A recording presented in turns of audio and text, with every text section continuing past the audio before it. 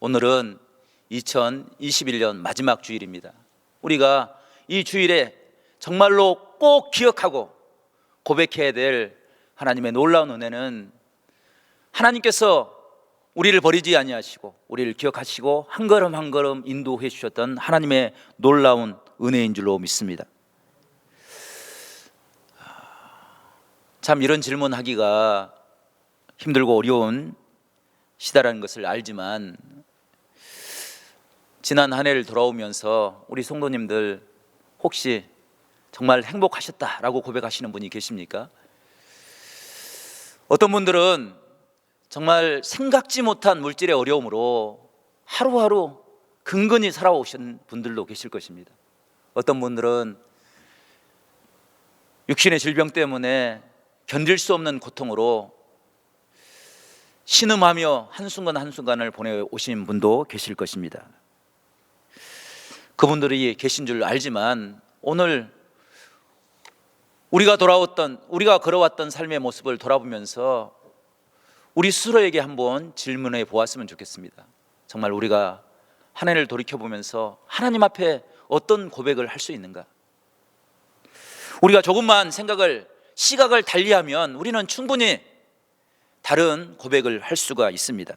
우리가 매일 주의 성전에 나와 예배하는 것도 우리가 세상 사람들과 똑같은 삶을 살지 아니하고 세상 사람들과 똑같은 고백을 하지 않기 위해서 주의 은혜를 깨닫고 주의 지혜를 깨닫기 위해서 주 앞에 예배하는 줄로 믿습니다. 성도 여러분, 우리가 한 해를 돌이켜보면서 한 해를 결산할 때 참된 믿음의 모습을 볼 수 있는 그런 복된 믿음의 사람들이 될 수 있기를 간절히 바랍니다. 우리는 믿음 안에서 무엇을 얻어야 합니까? 하나님을 바라볼 때 우리는 무엇을 구해야 합니까? 한 해를 마무리하면서 우리는 어떤 질문으로 우리의 삶을 정리해야 합니까? 성경을 보면 수많은 사람들이 하나님을 향해 기도하고 간구하는 모습들을 발견할 수 있습니다. 어떤 사람들은 자식이 없어서 자식을 달라고 하나님 앞에 기도하며 주님의 은혜를 구하였습니다. 어떤 사람들은 건강을 잃고 그 건강이 회복하게 될 수 있게 해달라고 하나님 앞에 금식으로 벽을 바라보면서 기도했던 사람들도 있습니다. 그런데 하나님이 응답하시는 모습은 정말 그를 향해서 잘했다, 기도할 때 하나님 앞에 간구할 때 내 마음이 흡족하다 이렇게 말씀하시면서 응답하시는 모습을 찾아볼 수가 없습니다. 그것은 하나님이 원하시는 기도의 제목, 하나님께서 바라시는 기도의 제목이 있다는 것을 우리가 발견할 수 있습니다. 역대하 1장을 보게 되면 솔로몬이 왕이 되어서 하나님 앞에 일천번제를 드리는 모습이 기록되어 있습니다. 솔로몬이 하나님 앞에 기도할 때 하나님께서는 솔로몬의 기도의 제목을 바라보시면서 흡족하다, 내가 만족하다, 내가 기쁘다 라고 말씀하시면서 하나님의 은혜를 솔로몬에게 베풀어 주었습니다. 그 모습을 바라보면서 저는 그런 생각을 해보았습니다. 정말로 우리가 꼭 기도해야 될 제목이 있는가 하면 덤으로 우리가 기도할 때, 우리가 참된 것을 위하여 기도할 때 덤으로 따라오는 것이 있구나라는 생각을 해보았습니다. 그렇습니다. 솔로몬은 이스라엘 백성들을 다스릴 지혜를 구하였습니다. 그것을 하나님이 기뻐하시고 그 지혜뿐 아니라 부와 재물과 영광을 허락해 주었습니다. 이것이 우리가 코로나 상황 가운데서도 감사를 이야기할 수 있고 행복을 논할 수 있는 그런 이유가 될 수 있다는 것입니다.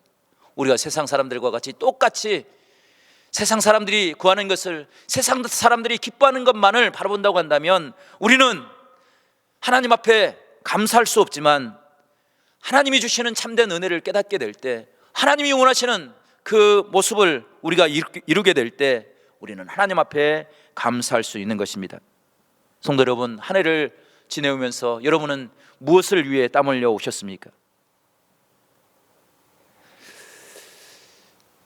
우리가 구해야 될 모습, 우리가 땀을 흘려야 될 이유를 오늘 34절은 우리에게 가르쳐주고 있는데 34절 말씀을 저와 여러분이 한번 함께 읽어보겠습니다. 34절 말씀입니다. 시작. 예수께서 이르시되 딸아 내 믿음이 너를 구원하였으니 평안히 가라 내 병에서 놓여 건강할지어다. 아멘. 성도 여러분, 이 말씀 안에는 우리가 꼭 기도해야 될 기도의 제목이 있는가 하면 부수적으로 따라오는 삶의 모습이 있다는 것을 보여주고 있는 것입니다. 예수님이 그 여인을 향해서 칭찬합니다. 주님께서 그 여인을 향하여 말씀하십니다. 딸아 내 믿음이 너를 구원하였다. 평안히 가라 내 병에서 놓여 건강할지어다 말씀하십니다. 이 여인은 정말로 세상 사람들이 알 수 없는 곤란한 질병을 가지고 있었습니다. 늘 그의 몸에서 피가 흐르고 있었습니다. 그래서 다른 사람들에게 거부당하고 소외당하고 어려움을 겪었습니다. 자신이 가진 모든 것들을 다 허비해 버렸습니다. 아무것도 남지 않았습니다. 그런데 놀라운 것은 모든 것을 다 잃어버린 그 순간에 주님의 음성을 듣게 됩니다. 주님이 찾아오신 사실을 알게 됩니다. 그리고 주님 앞에 자신의 모든 것을 다 내려놓았습니다. 그때 주님께서 그를 향하여 회복의 은총을 선언해 주십니다. 주님만을 따르는 우리 성도들에게도 이 여인에게 말씀하셨던 그 하나님의 선언이 우리 가운데 이루어질 수 있기를 간절히 바랍니다.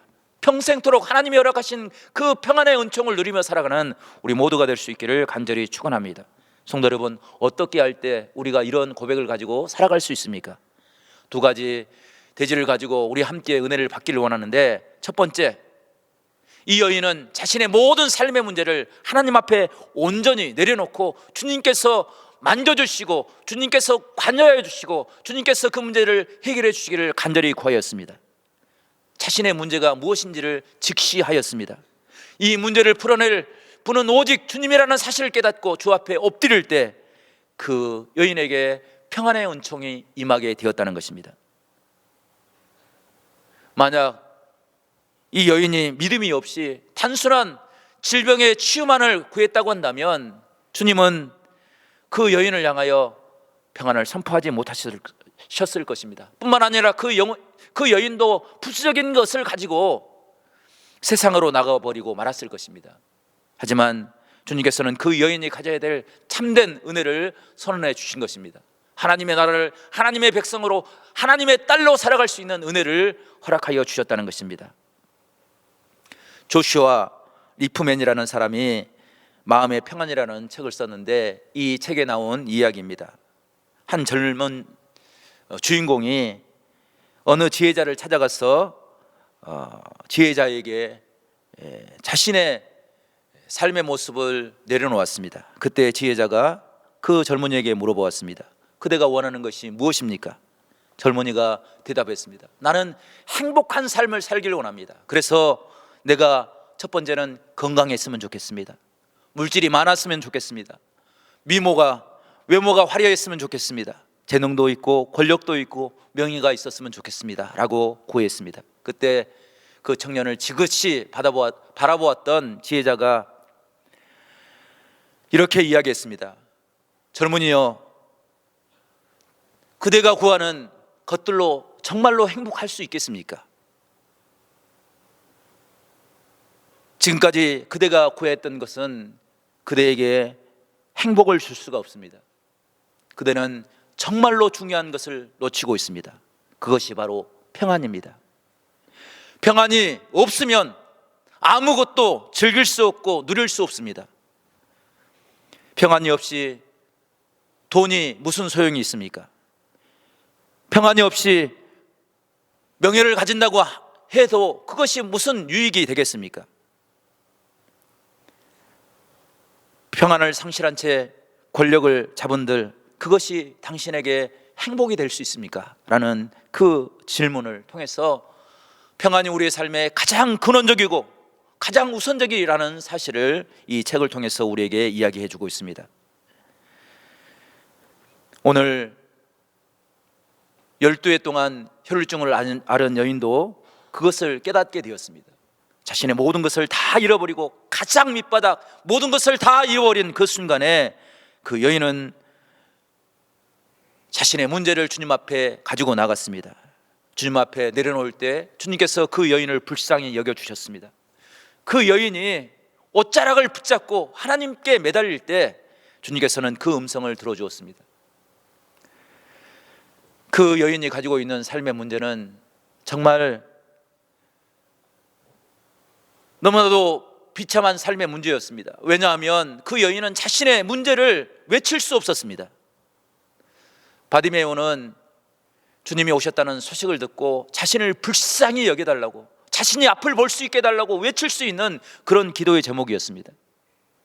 38년 동안 누워서 아무것도 할 수 없었던 그 사람도 주님이 찾아와서 그에게 이야기할 때 자신을 물에 던져달라고, 우물에 넣어달라고 호소할 수 있었습니다. 그런데 그 여인은 그 호소조차도 할 수 없는 그런 고통과 아픔을 가지고 살고 있었습니다. 그래서 주님께 부르짖지 못하고 다만 주님 곁을 찾아가서 주님의 옷자락을 만지는 그런 불쌍한 모습으로 주님 앞에 섰습니다.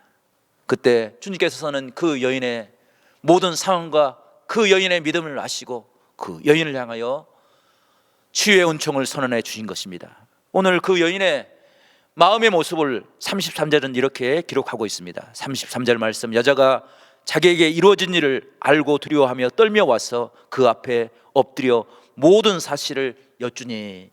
아멘. 성도 여러분, 여기서 모든 사실을 여쭈었다는 것은 무엇을 의미합니까?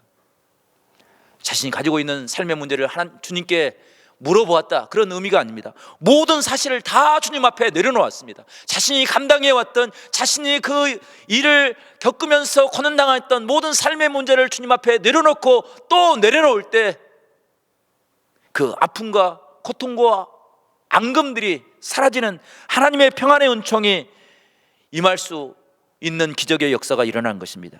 성도 여러분, 주님께서 임하실 때, 주님께서 관여하실 때 주님의 참된 평안이 그 여인의 삶에 임했던 것을 우리가 깨닫게 됩니다. 우리에게도 이런 축복이 있기를 간절히 축원합니다. 우리가 살아가는 세상의 삶의 모습을 보게 되면 어려움을 겪지 않는 사람들은 아무도 없습니다. 그런데 어떤 사람들은 유독 어떤 일을 만나면 수선을 떱니다. 죽게 되었다고, 힘들다고, 어렵다고 이야기하는 사람들이 있습니다.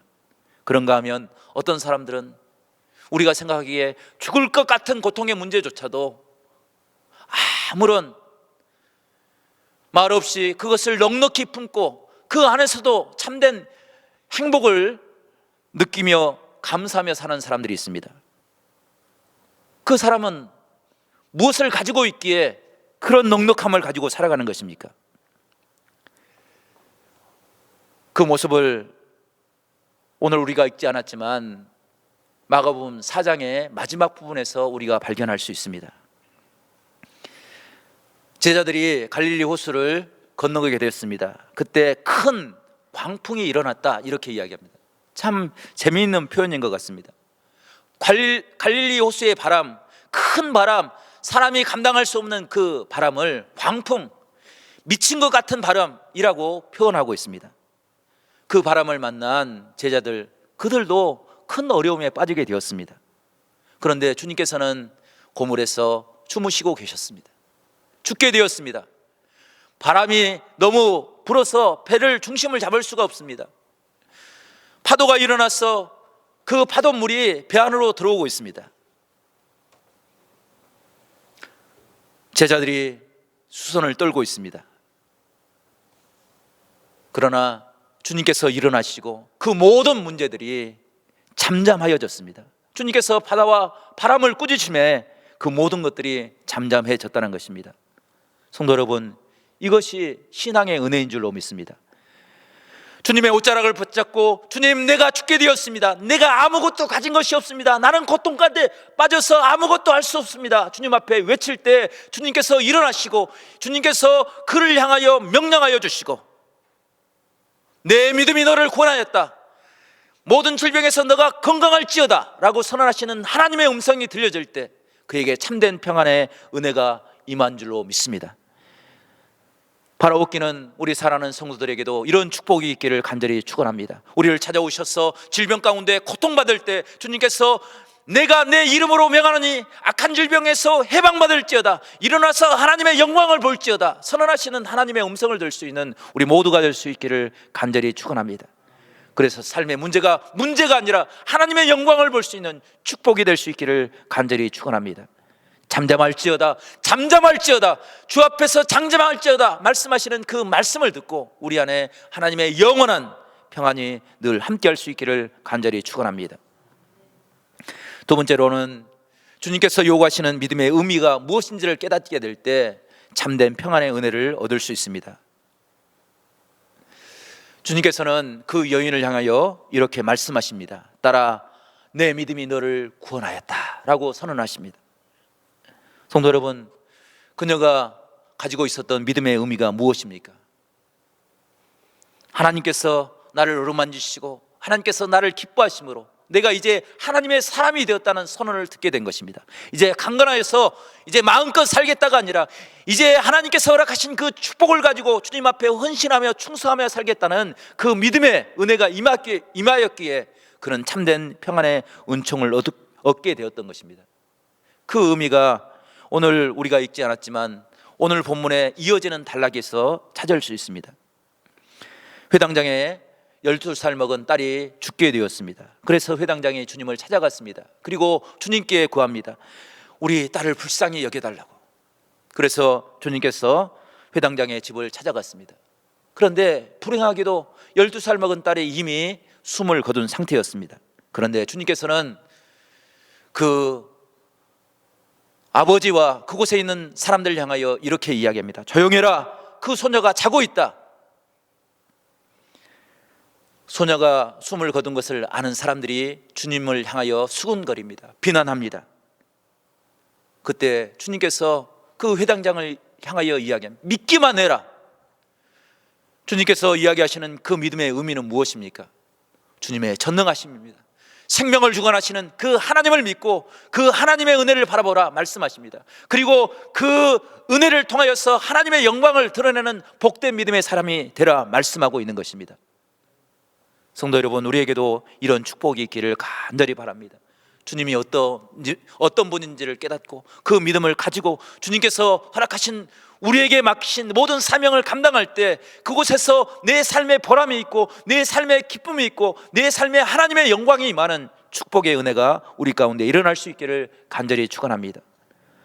나 혼자 주님의 사랑을 알고 그것으로 끝나버린다고 한다면 그것처럼 어리석은 일이 없을 것입니다. 영원한 생명을 허락하신 그 하나님의 은혜가 있기에 그 말씀으로 내 심령이 변화될 뿐 아니라 그 축복이 세상 가운데 흘러가서 그곳에서 하나님의 능력이 임할 수 있도록 내 삶을 하나님 앞에 내어드리는 것, 그것이 우리가 이 땅에서 이룰 수 있는 가장 아름다운 신앙의 모습이라 이야기할 수 있을 것입니다. 그것을 깨달았기에 사도 바울은 주님의 달려갈 길, 주님께서 맡기신 그 사명을 위해서 모든 것을 다 생명조차도 귀하게 여기지 아니하겠노라고 고백하고 있는 것을 우리가 발견할 수 있습니다. 성도 여러분, 우리의 삶의 순간에 하나님의 은혜가 임할 수 있기를 간절히 바랍니다. 그것이 우리의 삶을 다스리는 능력이 되고 우리가 만나는 모든 사람들을 변화시키는 축복이 될 수 있는 그런 아름다운 은혜가 될 수 있기를 간절히 바랍니다. 그 모습을 바라보면서 세상 사람들이 저분은 하나님께서 기뻐하시는 사람이라고 칭찬받는 그런 복된 삶을 우리 모두가 누리며 살아갈 수 있기를 간절히 축원합니다. 몹시 추운 12월 어느 날 뉴욕에 있었던 한 사건이 많은 사람들에게 감동을 주었습니다. 12살 먹은 작은 소년이 브로드웨이 정말로 화려한 거리에 한 신발 가게 앞에 서 있었습니다. 그런데 그 소년은 보기에 너무나도 정말 비참한 모습을 가지고 있었습니다. 맨발의 소년은 그 추운 날씨에 이를 부딪힐 만큼 그런 추위에 떨면서 진열장 안을 바라보고 있었습니다. 그 모습이 얼마나 측은했던지 지나가는 한 아주머니가 그 소년에게 다가가 물었습니다. 꼬마야, 진열장을 그렇게 뚫어져라 쳐다보고 있는 이유가 무엇이냐? 라고 질문했습니다. 그때 그 소년이 아주머니에게 이렇게 이야기했습니다. 나는 진열장을 바라보고 있는 것이 아니라 하나님께 기도하고 있습니다. 하나님, 나에게 신발 한 컬레를 주어서 이 추위를 견딜 수 있게 해달라고 기도하고 있습니다. 그 소년의 이야기를 듣고 아주머니가 감동을 받았습니다. 그래서 그 소년의 손목을 붙잡고 가게 안으로 들어갔습니다. 그리고 직원에게 양말 5컬레, 6컬레와 물에 담긴 세수대와 수건을 달라고 이야기를 했습니다. 그리고 소년을 가게 뒤쪽으로 데리고 갔습니다. 그리고 소년을 의자에 앉히고 그리고 소년의 발을 씻기기 시작했습니다. 물로 그 소년의 발을 씻긴 후에 손수건으로 물기를 닦아주었습니다. 점원이 양말과 신발을 가져다 줄 때 그 아주머니가 소년의 발에 양말을 씻겨주었습니다. 양말을 신길 때 그 양말이 아니라 그 아주머니의 따뜻한 마음이 소년의 마음에 전해졌습니다. 신발을 신고 일어설 때 그 아주머니가 이렇게 이야기했습니다. 꼬마야, 하나님을 의심하지 말고 늘 기도하며 살아가라. 소년은 말없이 고개를 끄덕였습니다. 소년을 들고 떠나가는 아주머니를 향해서 소년이 뛰어갔습니다. 그리고 소년이 아주머니에게 물었습니다. 아주머니는 누구십니까? 혹시 하나님의 부인이 아닙니까? 그리고 너무 감사한다는 인사를 하고 떠났습니다. 그 아주머니는 너무나도 감동했습니다. 내가 행하는 작은 일 그 하나가 나를 하나님의 부인으로 칭찬하는 그 칭찬이 너무나도 놀랍고 감사했습니다. 성도 여러분, 우리의 삶이 이런 삶이 돼야 되지 않을까라는 생각을 해봅니다. 성도 여러분, 내가 행하는 일들, 내가 베푸는 일들 하나하나가 나를 향한 하나님의 사람이냐고, 당신 안에 하나님의 사랑이 머물러 있다고 고백되어지는 그런 믿음의 삶, 하나님의 은혜를 경험할 수 있는 복된 은혜의 삶이 될 수 있기를 간절히 바랍니다. 그것이 우리의 삶의 보람이 되고 그것이 우리의 평안이 되고 우리를 향한 하나님의 축복이 되는 놀라운 은혜가 될 줄로 믿습니다. 성도 여러분, 주님께서 우리에게 베푸신 그 놀라운 사랑을 우리가 주의 성전의 날마다 경험하고 주의 십자가를 바라보면서 주의 크신 그 은혜를 우리 모두가 깊이 깨닫고 그것을 행함으로 하나님의 참된 평안을 우리 모두가 누리며 살아갈 수 있는 복된 믿음의 사람들이 될 수 있기를 간절히 축원합니다.